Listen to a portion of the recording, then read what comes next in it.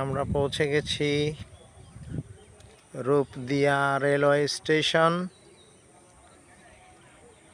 আর অল্প কিছু দিনের মধ্যেই খুলনা থেকে যশোর হয়ে রূপদিয়া জংশন হয়ে ভাঙা সেকশন দিয়ে পদ্মা সেতু হয়ে এক্সপ্রেস ট্রেনগুলো নিয়মিত চলাচল করবে। রূপদিয়া স্টেশনের আর একটা বৈশিষ্ট্য হচ্ছে যে রূপদিয়া স্টেশনের অপোজিট সাইডে সুন্দর মনোরম কৃষ্ণচূড়া গাছ কৃষ্ণচূড়ার রঙে সেজেছে।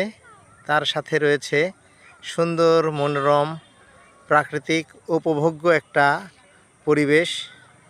সকলের কাছে বিনীত আবেদন, আপনারা এইখানে আসবেন, দেখবেন, ভ্রমণ করবেন।